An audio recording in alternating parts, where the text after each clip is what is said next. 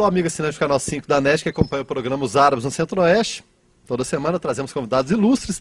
Dessa vez trazemos um convidado especial, que ele é da área da comunicação, né? Se for falarmos o currículo do Habib Issa, nossa, seriam vários programas. Então a gente vai dividir um pouquinho. No primeiro bloco a gente vai falar da origem da família, né? De onde veio a família Issa, por que veio para cá, como a gente faz tradicionalmente. Segundo bloco a gente vai falar um pouquinho da atuação dele na área esportiva, como atleta, também como locutor esportivo. No terceiro bloco a gente vai falar um pouquinho de política, né? Vamos dar uma apimentada no programa hoje. Primeiro, seja bem-vindo ao programa Os Árabes no Centro-Oeste. É um prazer conversar com o senhor. O prazer é meu, um abraço a todos vocês.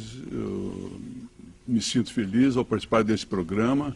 Guilherme, eu acho que é uma inovação que você e a emissora faz, no sentido de divulgar as boas coisas de Anápolis. E nós que somos da colônia árabe, nos sentimos muito honrados em podermos participar nestas oportunidades. Tá certo. Vamos historiar um pouquinho, falar um pouquinho de história. Origem da família, Líbano ou Síria? Não, meus pais vieram do Líbano. Líbano. Meu avô chegou em Anápolis por volta de 1925. Qual o nome dele? Abrão Issa. Abrão Issa, tá. E meu pai Gabriel Abrão Issa também chegou para Anápolis mais ou menos na mesma época. Mas vieram juntos ou não? Vieram separados? Vieram juntos. Veio todos meus avós e meu pai vieram juntos. Eles vieram oriundos de Araguari. Certo. Eles chegaram primeiro ao Brasil em Araguari, atraídos pela Estrada de Ferro, que era, naturalmente, naquela época, seria o Eldorado, como nós poderíamos dizer. O que marcava o desenvolvimento era a Estrada de Ferro. A chegada da Estrada de Ferro. Então, eles vieram para Anápolis porque seria um novo polo de trabalho para que eles pudessem comercializar seus produtos. Vieram, trouxeram as malas, vieram de uma forma... Chegaram em Anápolis, meu avô trabalhou na Estrada de Ferro durante alguns anos. Chegou a mascatear ou não? Chegou, muitos anos, meu avô, meu pai mascatearam, até que meu pai conseguiu abrir uma pequena loja aqui na 7 de setembro com a Barão do Rio Branco, onde nós temos ainda esse imóvel até hoje.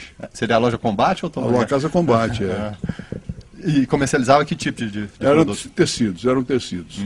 E lá com meu pai eu aprendi a trabalhar aos 11 anos de idade. Eu já trabalhava na loja com meu pai. E meu pai aos 15 anos eu fui estudar em Belo Horizonte. Meu pai foi passear no Líbano.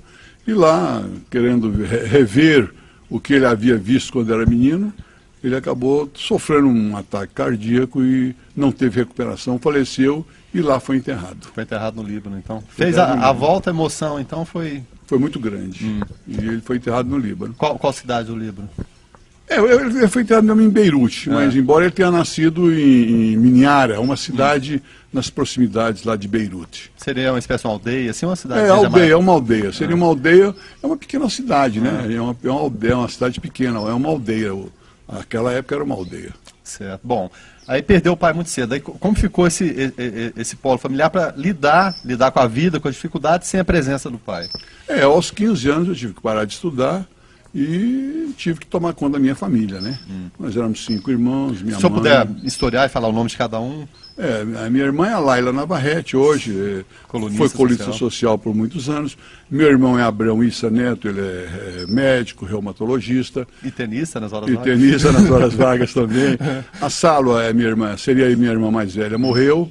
A outra irmã minha, Vilma, ela mora no Rio de Janeiro, está voltando, graças a Deus, para morar em Anápolis. E tem o Nassib também, que é meu outro irmão, que trabalhou no comércio muitos anos e ainda continua radicado com a gente. Bom, teve o falecimento do seu Gabriel Issa. Os irmãos, então, tocaram a Casa Combate, seguiram com comércio ou não? Cada um procurou sua atividade, foi desenvolver outra coisa? Não, na verdade, nós tocamos. Eu toquei a Casa Combate. Até não termos mais condições, acabei fechando a Casa Combate e fui trabalhar no ramo de cereais. Aí o Munir Naum me chamou para a gente formar uma sociedade.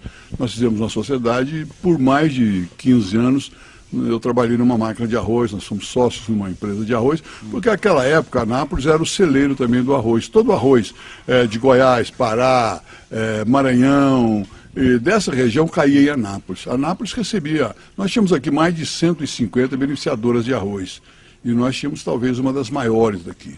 Bom, muitas pessoas nem acreditam, né? E por isso eu sempre pego o pessoal que é mais daquela época, né?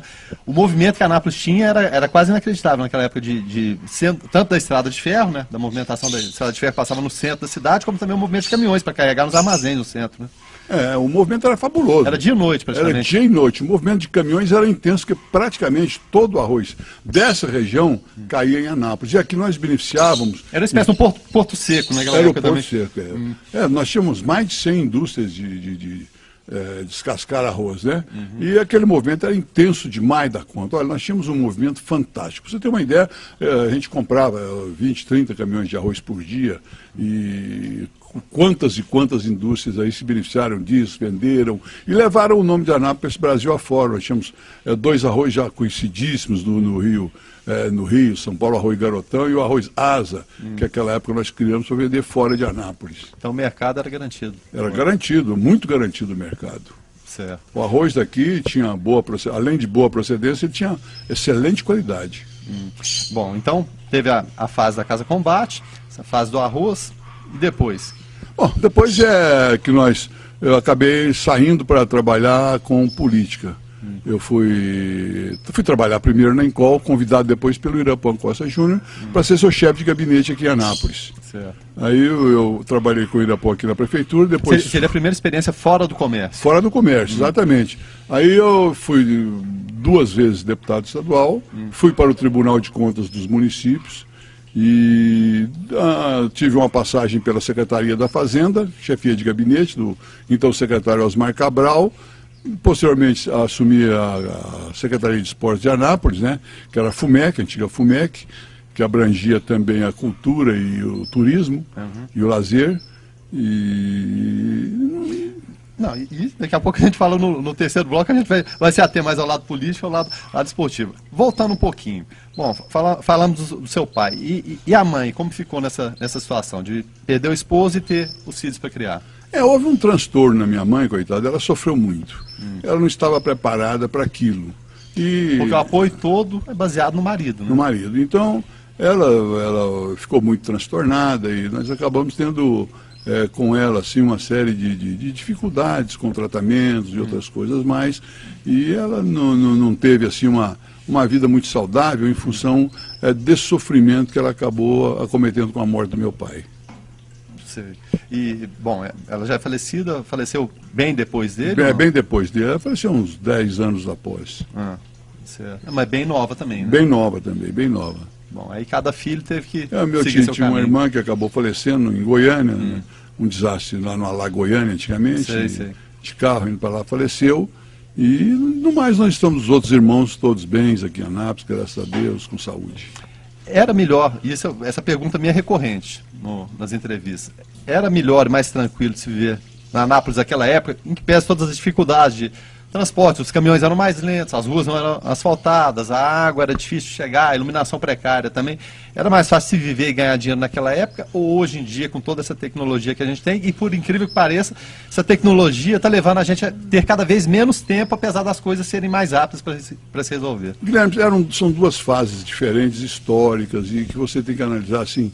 Antigamente, Anápolis, só para você ter uma ideia, por exemplo, meu pai tinha uma loja.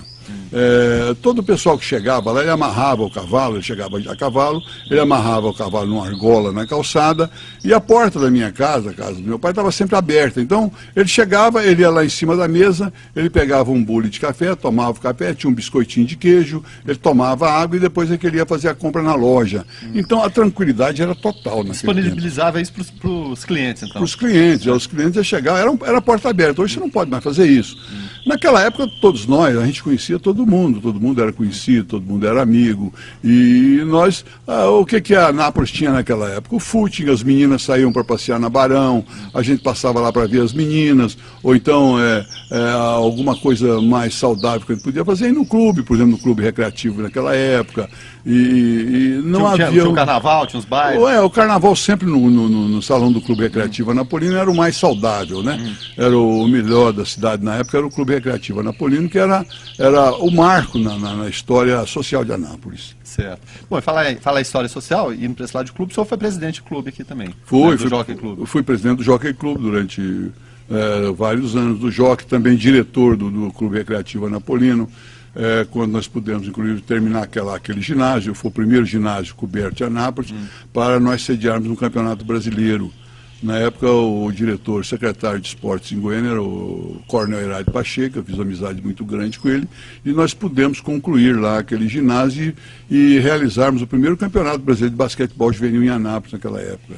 Como o senhor vê a decadência dos clubes? Que, como o senhor estava falando, ser sócio de um clube, ser aceito um clube, era o ápice da vida social. Hoje em dia os clubes caiu muita frequência, são poucas as pessoas que vão se dedicam esse tempo. Até o que a gente fala, modernidade hoje, as piscinas estão mais acessíveis, muita gente tem piscina em casa, tem quadra, tem campo society, então os clubes meio que declinaram um pouquinho. E, baseado em que o senhor acha que isso aconteceu? A dispersão da vida social em si, os grupos ficaram maiores, antes eram mais restritos, o que pode ter acontecido para essa queda um pouquinho na frequência dos clubes? É um dos fatores que você analisou. O que aconteceu? A cidade foi crescendo. Antigamente, quem tinha uma piscina, todo mundo queria ir para a casa dele, para a chácara dele, para ir na piscina. O que aconteceu? Muito rico e muito rico. A cidade foi crescendo, todo mundo foi tendo sua piscina e, naturalmente, a saída aqui para o clube era distante, difícil. Então o pessoal começou a ficar em casa. E outra coisa, depois do advento da televisão a cores, essa modernidade toda, aí que o pessoal ficou mais em casa, depois da internet. Então o pessoal não se digna mais a sair daqui para ir no clube mais. Se ele tem todo o entretenimento em casa, ele tem uma internet, ele tem a piscina, ele tem todo o conforto em casa, ele traz seus amigos, dificilmente ele vai para o clube. Principalmente a segurança também. Agora, por outro lado, isso acarreta também, de repente você pode ter até aquela vida social em casa, né? A vida mais restrita. Agora, o contato interpessoal está cada dia se restringindo mais um pouquinho também, né? Na verdade. Vai se limitando, porque a cidade foi crescendo, e hoje praticamente a gente não conhece mais ninguém. Antigamente nós tínhamos a formação de amigos que se reuniam em vários locais, a gente levava uma vida assim, de amizade saudável, nos encontros, nos bate-papos, nas idas aos campos de futebol, enfim, para ir para os clubes jogar, nós tínhamos toda uma turma que jogava aquele vôlei direto no Jockey Clube, basquete e outros esportes mais. Bom, isso foi diluindo também, porque a gente acabou, muitos mudaram de Anápolis com o crescimento de Brasília, muitos foram para Brasília, e nós estamos perdendo esse contato. E com esse pessoal que veio de fora, foi ficando cada vez mais difícil essa convivência harmoniosa. Tá certo. Bom, vamos encerrando aqui o primeiro bloco. Nosso entrevistado de hoje é o Habib Issa. Não precisa nem dar as referências dele aqui, todos conhecem Anápolis, no estado de Goiás, também no Brasil afora. Daqui a pouquinho a gente vai falar, no segundo bloco, um pouco da vida esportiva, não só da cidade de Anápolis, do estado de Goiás. Vamos falar um pouquinho de basquete, que é uma das paixões do Habib, falar da sua vida ou sua carreira esportiva dentro e fora das quadras e dos campos. É só um instante, a gente volta. Para quem não acompanhou o primeiro bloco, nosso convidado de hoje é o Habib Issa. No primeiro bloco a gente contou um pouquinho da origem da família, de onde eles vieram, por que eles vieram parar aqui em Anápolis. Segundo bloco, conforme a gente prometeu no primeiro, vamos falar um pouquinho de esporte, né? Vamos falar da carreira esportiva do Habib, dentro e fora das quadras. Bom, começando por uma paixão, então. Basquete seria a maior delas?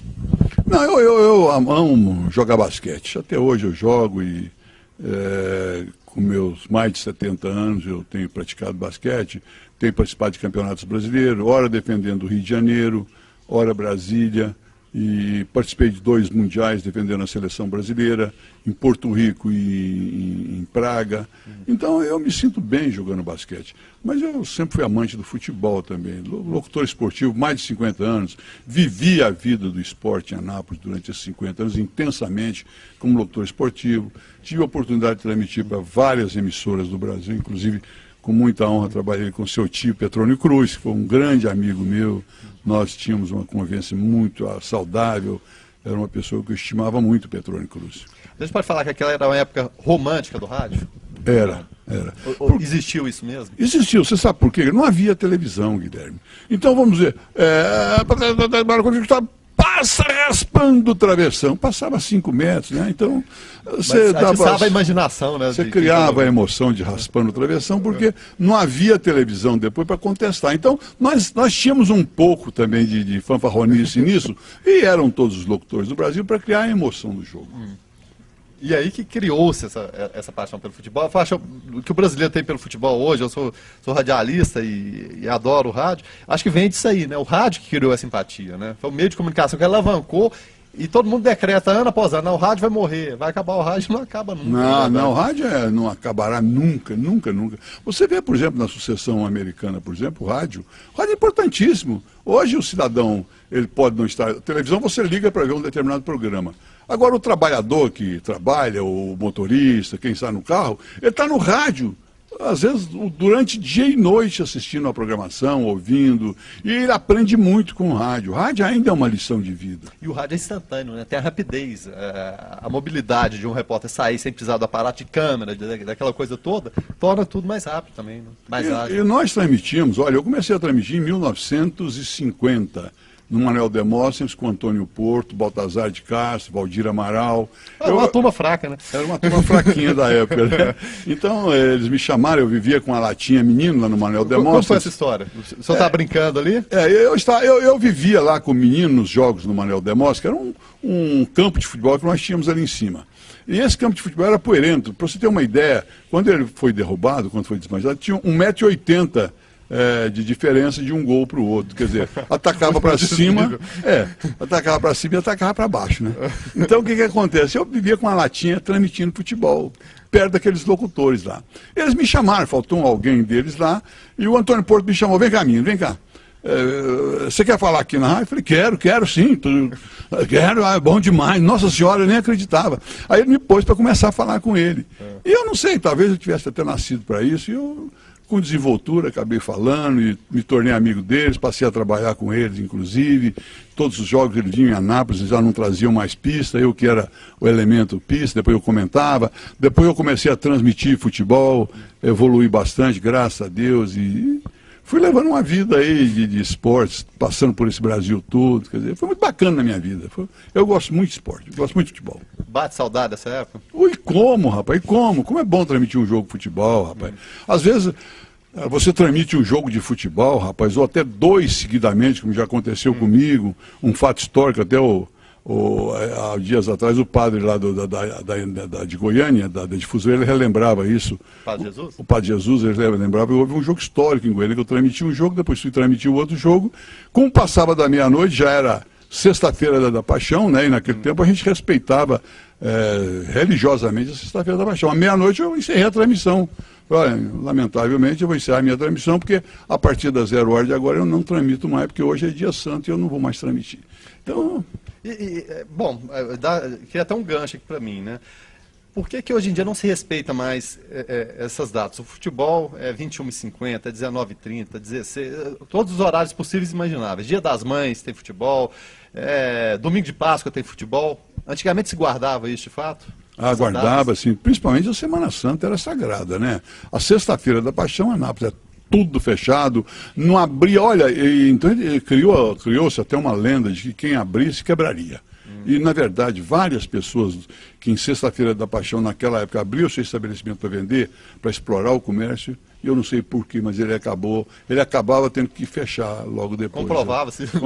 Era um motivo ou outro que ele não sabe. Era realmente respeitada a Sexta-feira da Paixão, mas com muita seriedade. Depois, com o tempo, a modernidade da própria igreja foi diluindo isso. Você tinha que ficar um mês sem comer carne, depois passou para uma semana, depois já não tem mais essa exigência da igreja. E isso foi passando, né? E foi uma evolução que aconteceu com o tempo. Bom, falando do atleta agora, Habib Issa, vamos falar um pouquinho do Sírio, né? Os mais novos aí pensam Sírio, só pensam no clube que existe em São Paulo, Sírio libanês, chegou a ser campeão mundial de clubes, mas teve um Sírio aqui em Anápolis também. Como que é a história dessa agremiação esportiva? Nós juntamos a nossa meninada em Anápolis, eu, Celso, Haroldo, Jamil, o pessoal da meninada da época. Não necessariamente todos descendentes libaneses. Não. É em função porque a colônia era muito grande em Anápolis, a colônia era predominante em Anápolis. Depois é que ela foi diluindo, o pessoal foi saindo de Anápolis, Brasília, Goiânia, foi diluindo para alcançar um campo maior de atividade. Então nós tínhamos o Sírio libanês, que nós criamos e durante muitos anos nós participamos de campeonato goiano de basquete, fomos campeões, já essa época com o nome de CRA, porque o Sírio libanês vez o Geraldo Rosa pediu para a gente participar com o nome do CRA, e como não havia aquela necessidade de registro, nós jogamos pelo CRA e fomos campeões goiano. Mas com o Círio nós participamos de jornadas Alto da Mujana, Jogos Abertos do interior de São Paulo, nós rodamos realmente com várias cidades do Brasil, de Minas Gerais, jogando basquete, com todas as dificuldades da época, nós viajávamos muito jogando basquete. Isso que eu ia perguntar, dificuldades tremendas de locomoção, né? Mas muito grande. Teve partida assim que vocês chegaram lá esgotados e ainda em cima da hora do jogo para ter que jogar? Nós gastávamos daqui a Araguari, por exemplo, 24 horas de trem. E nós uma vez fomos jogar em Ipameri, até um fato pitoresco. Conta então pra gente. O Ipameri veio jogar em Anápolis, nós fomos jogar em Ipameri, mas houve uma briga em Anápolis. Teve um desacordo com alguns jogadores nossos e houve até uma troca de supapos. Aí quando nós pegamos o trem para voltar para jogar em Ipameri, chegamos de madrugada, chovendo, frio, rapaz, de madrugada. Chegamos lá, não havia uma pensão para nos receber. Eles bloquearam todas as pensões para não nos receber. Já avisaram então, o pessoal chegar aí não... Não é para receber o povo de Anápolis. Então, o que nós vamos fazer? Ficamos numa praça lá, um frio tremendo. Havia um velório, nós fomos lá para o velório, não tinha ninguém no velório, então nós fomos lá, comemos pão de queijo, biscoito de queijo, até 7 horas da manhã, para pegar o trem de volta. Era mais ou menos 12 horas de Ipameri a Anápolis. Então, a gente viajava muito e havia fatos realmente que marcavam aquela época na nossa juventude. Fato pitoresco do rádio. Eu sei que tem muitos. Alguns a gente pode falar, outros não pode. Quer que eu fale do seu tio? Tanto faz. Pode Bom, ser. Petrônio Cruz eu transmitia. Localização. Mas isso é naturalmente em função da época. Mas o Petrônio era um excelente comentarista. Excelente. E flamenguista doente. Flamenguista, nem se fala. Mas ele tinha um conhecimento muito grande de tudo, abrangente. O Petrônio Cruz, ele abrangia política, esporte, cultura. Ele realmente tinha um conhecimento muito, muito aprimorado. E eu transmiti um jogo lá no Jonas Duarte, em cima daquela cabine de madeira. Alguns dos antigos se lembram bem, nós construímos aquela cabine de rádio para dar... Jonas mesmo? Não, lá no Manuel Demosa, perdão, no Manuel Demosa ainda. Nós tínhamos aquela cabine de madeira lá no Manuel Demosa, porque servia para a gente ficar um pouquinho mais alto e para abrigar o juiz. Quando o juiz apitava e a torcida não gostava, ele corria para a cabine de rádio. Então eu transmiti um jogo da Napolina lá e o Petrônio Cruz era o comentarista, ele sempre era o meu comentarista, né? E ele não chegava, ele trabalhava no cinema Veracruz, ele era o gerente do cinema Veracruz. Daqui a pouco chega um menino de bicicleta correndo lá e falou, Habib, o Petrônio mandou dizer que ele não pode vir fazer o comentário, ele vai fazer o comentário da rádio, que ele está ouvindo o jogo lá e vai fazer o comentário lá da rádio. Bom, o que era para fazer, né? Fazer o quê, né? E ninguém sabia, não havia televisão para desmentir o que ele falava, então ele acabou com o seu conhecimento, comentou e ficou por isso mesmo. Ele comentou o jogo sem ver, né? Sem ver, comentou o seu jogo. Foi realmente um fato sui generis. Bom, são histórias e mais histórias, né? Seja do rádio, seja da área esportiva. Bom, falamos um pouquinho de esportes. No primeiro bloco a gente estourou um pouquinho a vinda da família Issa aqui para a cidade de Anápolis. Agora no segundo contando algumas histórias aqui interessantes. Mais alguma que o senhor se lembra? Bom, eu passei pelo meu time, mas pode falar. Eu transmiti futebol também no Brasil todo, né? Eu trabalhei em todas as emissoras de Goiânia, na Brasil Central, na Anhanguera, na Difusora. Eu fazia todos os jogos da loteria esportiva pela Rádio Bandeirante de São Paulo, pela Rádio Nacional do Rio, quer dizer. Então eu tive uma passagem muito grande, com um conhecimento muito grande com os melhores locutores do Brasil. Eu realmente tinha uma amizade muito grande com Jorge Cury, Valdir Amaral, aquele pessoal todo. Eu tinha realmente um bom relacionamento com eles. Dá para citar os maiores da época? Não, sem dúvida, o melhor locutor que o Brasil já teve para mim foi Pedro Luiz. Pedro Luiz, eu não sei se você se recorda dele. Aqui, da Rádio Bandeirantes. Pedro Luiz era fantástico. O Pedro Luiz não perdia um lance, não errava o nome de um jogador e ele acompanhava a jogada em cima. Olha, ele criava palavras de coisas que ficaram até hoje no rádio.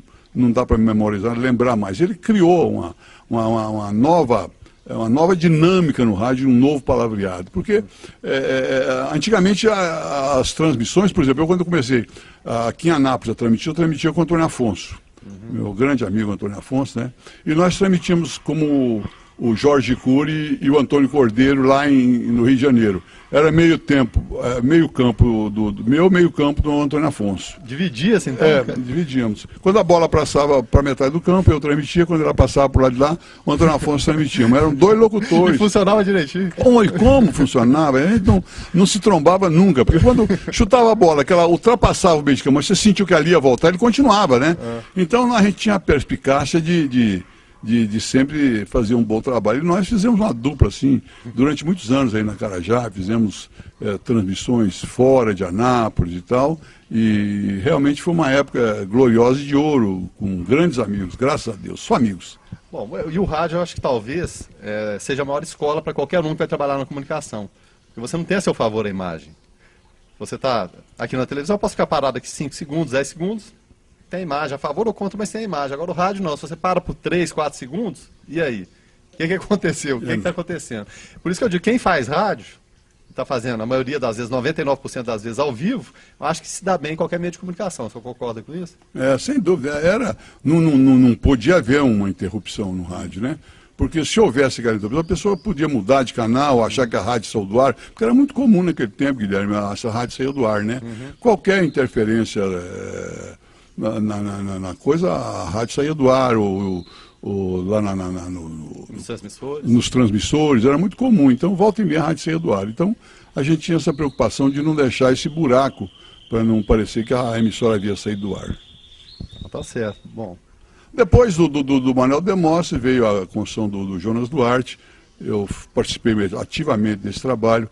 Então o prefeito Jonas Duarte me falou, olha, se você conseguir que os vereadores aprovem o loteamento do Manuel Demóstenes, eu vou construir um estádio para Anápolis. Porque aqui esteve o Djalma Santos, talvez o maior lateral direito do Brasil, e ele, numa das perguntas de uma revista lá em São Paulo, perguntaram para ele qual era o melhor estádio que ele havia julgado. Ele falou, não me lembro, mas qual o pior? Ele deve ter sido o Wembley, né, com certeza. O melhor ele deve ter citado o Wembley, mas o pior... Anápolis, ele falou, tem um estádio numa cidade chamada Anápolis que, meu Deus do céu, é poeira pura e para cima e para baixo. Eu falei, senhor Jonas, prefeito, vamos... Ele falou, se você conseguir que os vereadores aprovem lotear aqui lá, com aquele dinheiro eu vou construir o Jonas Duarte. E nós fizemos um trabalho junto à Câmara Municipal de Anápolis, eu tinha uma certa ascendência em função da emissora, da rádio, naquele tempo a rádio era tudo, a gente era tratado, não é?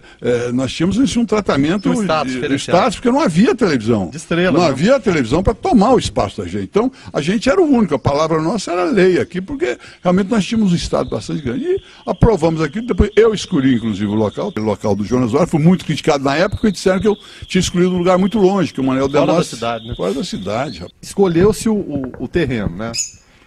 A primeira coisa que as pessoas falaram é porque o Manuel Demóstenes ficava bem no centro da cidade, praticamente. Escolheu-se uma área que, na época, imagino, ficaria longe do centro, né? Era uma loucura, ficou longe demais, muito afastado. Então, conta um pouquinho dessa história pra gente. Mas aí o estádio acabou agradando o pessoal e a preocupação nossa era colocar um time no Campeonato Brasileiro. A Napolina estava aí crescente, o Pedro Canedo era o presidente, ele não era político ainda. Nós fomos ao Rio lá, conseguimos com o almirante Heleno Nunes. Na época era CBD? CBD, o almirante não queria nos receber. Eu falei, não, mas você vai receber um título cidadão anapolino. Teve essa história. Nem tinha falado com a Câmara. Nós não queremos mexer com isso, não. Só que o senhor marca uma data lá, falei com a secretária dele, marca uma data só para o senhor receber o título cidadão anapolino em Anápolis. Só a oportunidade de falar com ele. Rapaz, ele chegou de braços abertos. Olha, o Anapolino, seu deputado, eu era deputado na época. O senhor pode falar, o Anapolino está no campeonato de futebol. Aí foi aquela guerra. Mas teve muito aquela história de onde a Arena vai mal, mais um time nacional? Teve ingerência política na época? Nenhuma, não, nenhuma. Porque criou-se essa lenda, onde a Arena vai mal, mais um time nacional. Não houve, sabe por quê aqui? Nós conseguimos lá com o governador, eu consegui com o governador, para ampliar o estádio Jonas Duarte, porque o estádio era pequeno. A primeira exigência foi construir outro lanche de arquibancada. E a geral e os túneis, né, que nós acabamos construindo naquela época. Então, chegou a faltar dinheiro, eu tive um problema com o secretário da Fazenda, porque ele não queria arrumar o dinheiro para terminar. A Napolina já estava no Campeonato Brasileiro, e eu fiquei sentado no gabinete dele lá, das 2 horas e às 6 horas. Eu falei, o que você está fazendo aqui? Eu falei, eu não vou embora para Anápolis, não, eu vou ficar aqui. Enquanto você não liberar o dinheiro para eu terminar o estádio lá, eu não vou sair daqui. Eu não vou chegar em Anápolis e falar, acabou, não tem Campeonato Brasileiro, não tem estádio, não é por aí. Isso a Napolina estrearia em 78 e estreou contra o Corinthians aqui, um empate. Exatamente. Aí nós fizemos um mutirão tremendo, o almirante Heleno Nunes veio aqui, recebeu o título cidadão anapolino, né? E nós fizemos um mutirão com mais de 1.000 pessoas trabalhando para limpar o estádio, aquele pessoal todo recebeu ingresso naquela inauguração do Jonas Duarte. Aí começou realmente o futebol de Anápolis nessa fase de ouro, com times muito bons disputando o Campeonato Brasileiro. A Anapolina teve grandes times naquela época, né? Exatamente, time dos anos 80 ninguém esquece, né? Exato. Que você vice-campeão da Taça de Prata e depois participou do Campeonato Brasileiro de 82, venceu São Paulo aqui, Fluminense, Cruzeiro venceu aqui, venceu no Mineirão também. Então, a história já tem quase 30 anos, né? Quase 30 anos já se passaram quase... daquelas campanhas que começou Goiânia nunca deixou a gente ganhar um campeonato goiano, como não deixou agora. Mas tem esse ciúme de Goiânia com a Não Anápolis? é ciúme. O que é que acontece? Olha, deixa eu contar. 50 anos de rádio, 50 anos, que me perdoe falar dessa forma, que eles roubam de Anápolis. Olha, agora mesmo, falou, a Anapolina foi para a final, os juízes não vão deixar. Eu assisti o jogo aqui, Anápolis com o Atlético, foi uma vergonha. Com 3 minutos, houve um pênalti escandaloso a favor da Anapolina contra o Atlético. Vocês que viram, foi um escândalo, não dá. O Pituca bateu no time. No Brizola o tempo todo. Bateu no time inteiro da Anapolina, sequer chamou a atenção dele. Então, isso já são 50 anos apanhando de Goiânia, meu amigo. Mas por que eles não se importam do Itumbiara ser campeão, do Craque ser campeão, do Mas Anápolis não. Anápolis não. Até no basquete. Há poucos dias um time meu foi lá disputar um jogo, um torneio do Sesc lá em Goiânia. Mas roubar tanto do time, que eu fui lá e falei com o presidente, meu amigo, não faz isso não. Ele falou, Rabir, você me desculpa, mas roubou mesmo. Mas o que eu posso fazer? O juiz quis roubar. Então, Anápolis e Goiânia, eu não gosto, vocês que me perdoem, eu não gosto dos times de Goiânia, porque eles não deixam Anápolis crescer no futebol. Há uma ojeriza em relação a Anápolis. E todo campeonato vai na final um time de Anápolis, seja Anápolis ou Anapolina, os juízes fazem o resultado do jogo. Lamentável, mas é a verdade. Antônio Pereira contra Anápolis e Goiás. Ora, ele expulsou o Ney. Nosso amigo Elias aqui, nosso... Rapaz, ele expulsou o Ney. Eu sou muito amigo do Ney. O Ney foi companheiro de rádio meu. O Ney falou, Rabir, teve um jogo do Goiás que eu fui expulso, eu não falei nada. O jogador do Goiás foi lá e falou que eu tinha xingado o Antônio Pereira. Ele me expulsou. Pela informação do outro jogador. Do outro jogador, quer dizer, então, enquanto não houver essa mudança de mentalidade de Goiânia, nós nunca vamos conseguir conquistar um campeonato goiano. Nunca, nunca. E não deveria ser assim, porque a Anápolis ajudou, e me desculpa a expressão aqui, a parir Goiânia e também Brasília. Não, nós fizemos Goiânia e Brasília. Exatamente, só isso. Né? A Anápolis merecia mais respeito, mas, infelizmente... Olha, eu lutei, eu fui do Tribunal de Justiça em Goiânia, fui vice-presidente da Federação Goiana de Futebol, fui presidente da Federação Goiana de Basquete, mas contra Anápolis, sempre, quando se fala em Anápolis, sempre tem uma ponta de ciúme e é violento esse ciúme contra Anápolis. E na política acontece isso aí também? Ou não? Ou seria só na área esportiva? Também na política, também na política. Você vê que a gente, eu como deputado, por exemplo, para obter algum recurso para Anápolis, é porque eu brigava mesmo. Eu trouxe 2 escolas polivalentes como deputado estadual, consegui fazer o Jonas Duarte, porque eu era um deputado brigador, lutador. Graças a Deus eu consegui muito como deputado para a cidade de Anápolis, porque eu brigava mesmo. As 2 polivalentes escolas, o Gabriel Isse, que leva o nome do meu pai, que o deputado Zé de Assis fez questão de colocar, e o Frei João Batista, eles não viam, essas escolas não eram para Anápolis, eram para outra cidade de Goiás e do Tocantins hoje. Eu trouxe as 2 para Anápolis. As 2 que vieram para Goiás, vieram para Anápolis. Por quê? Porque eu trabalhei, lutei, mostrei fatos que a Anápolis necessitava, na nossa condição de alunos na escola, era uma defasagem tremenda. Então, graças a Deus, a gente lutou muito e conseguiu isso. E por que acontece essa baixa representatividade de Anápolis? Anápolis chegou num nível de eleitorado, acima de 200 mil eleitores, tem segundo turno para prefeito, mas no final das contas a representatividade a nível estadual e federal também acaba sendo baixa. Por que acontece isso? Por que o cidadão de Anápolis, ele vota, mas vota pouco nos candidatos de Anápolis? Por quê? Porque na época das campanhas políticas todo mundo quer aparecer. Todo mundo quer ir para a televisão, então aparecem dezenas e mais dezenas de candidatos, os votos são todos diluídos, ao invés de se agrupar em torno de 10 ou 12 nomes, vamos lá, 10 ou 12 deputados de Anápolis, disputar uma candidatura, vamos unir os partidos, escolher os melhores, para a gente eleger uma representação grande, não, aparece 40, 50, 60 candidatos. Seria basicamente o que a mudança, a reforma reforma política, o voto distrital colaboraria com isso? O voto distrital seria o ideal para Anápolis. Se nós tivéssemos voto distrital, nós temos aí 200 e tantos mil eleitores, nós faríamos tranquilamente 6 deputados estaduais, seria o suficiente, aí sim. Pelo voto distrital nós conseguiríamos. Uns 6 estaduais, uns 3 federais, pelo menos? E outra coisa interessante interessante que também o pessoal de fora tira muito voto em Anápolis, né? Muito, muito. O pessoal que mudou de outras cidades para Anápolis, eles mantêm a tradição, porque os políticos das cidades pequenas vêm e pedem para eles, vota no tal candidato, é o nosso candidato lá de César, é o nosso candidato de Rialma, é o nosso candidato de Araguá, vota nele, não sei o quê. E o pessoal de Anápolis acaba votando. Ele é um amigão, ele é bom, vai ser bom pra gente. É. Como eles não conhecem ninguém em Anápolis, então eles votam nos candidatos de fora também. Mas o ideal seria realmente mudar essa estrutura política para a gente poder ter uma bancada mais acentuada na Câmara Federal e na Câmara Estadual. Bom, continuando a falar em político, o senhor citou o exemplo aí do Djalma Santos, que fez a Anápolis se tornar conhecida pelo campo, considerado ruim por ele, de fato era ruim, o Manuel Demóstenes, mas era o que a gente era possível de fazer nessa época. A Anápolis agora também ficou conhecida a nível nacional, devido às declarações aí, do pedido de minuto de silêncio, ao meu companheiro de rádio, Célia Adelino Borges, ao Deocleciano Moreira Alves e também ao companheiro Bin Laden. O que o senhor acha disso? Veja você, o homem público, ele tem que saber o que ele vai falar, principalmente para não colocar de forma degenerativa o nome dele, dos colegas dele, da própria cidade, em termos de Brasil e até de exterior. Eu acho que ele não tinha conhecimento nenhum de quem era Bin Laden.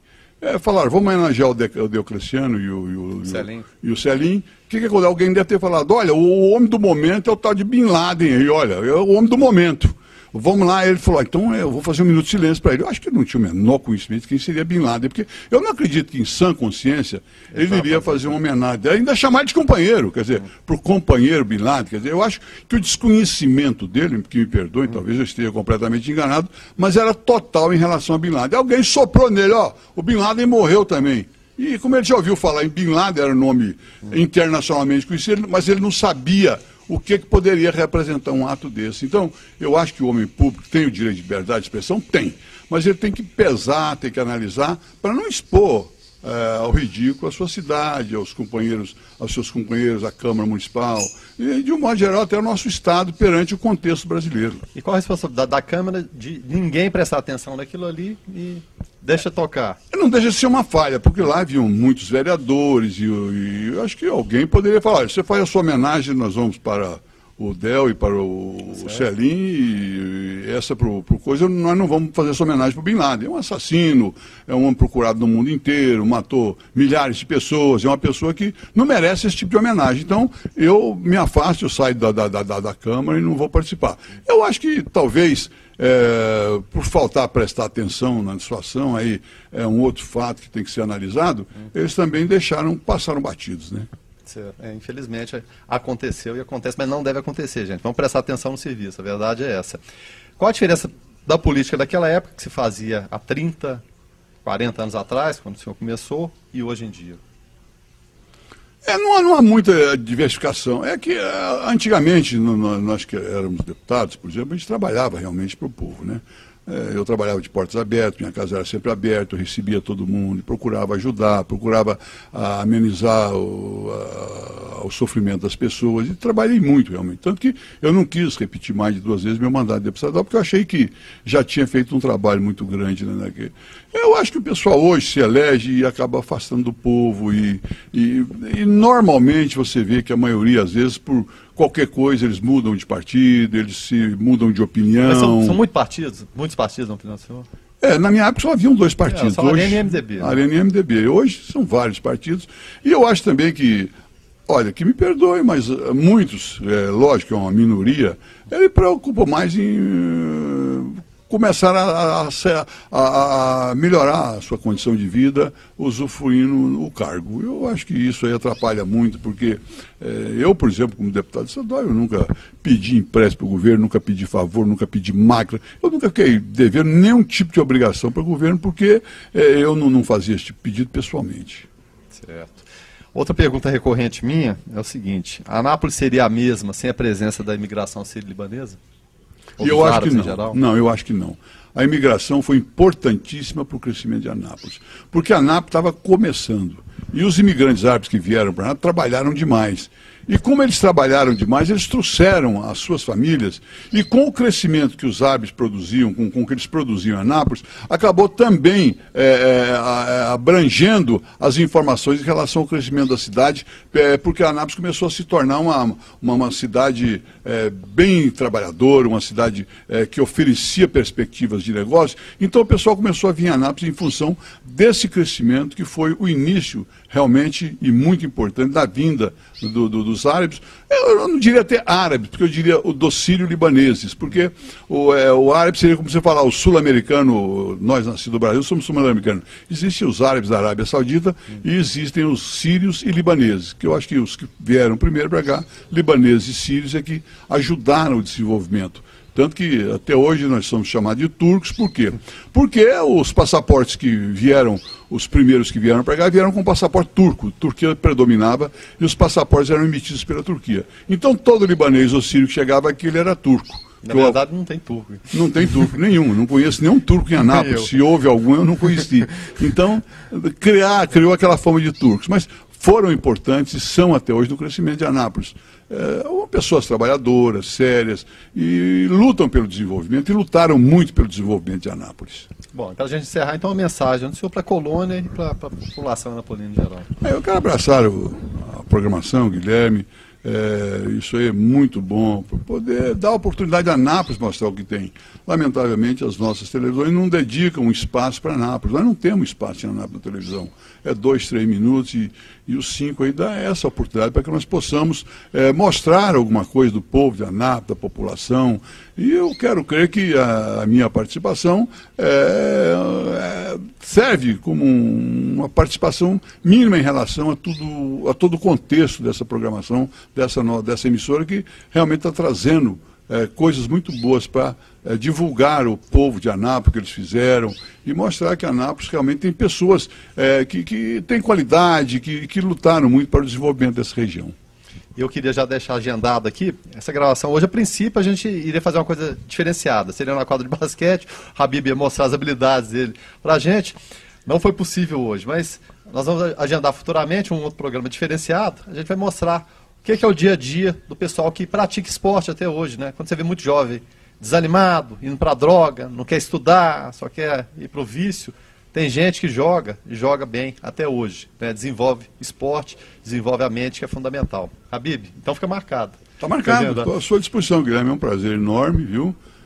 Muito sensibilizado com a vinda suas aqui. Eu que fico sensibilizado e agradecido por o senhor dedicar espaço para a gente, contar um pouquinho da história. História importante, como é de todos os imigrantes que a gente vem contando semana após semana aqui no canal Anápolis. Amigo assinante, mais uma vez, muito obrigado. Semana que vem a gente volta de outro ponto da cidade, com mais algumas histórias e histórias também, para contar dessa gente que fez muito pelo desenvolvimento de Anápolis. Até logo mais.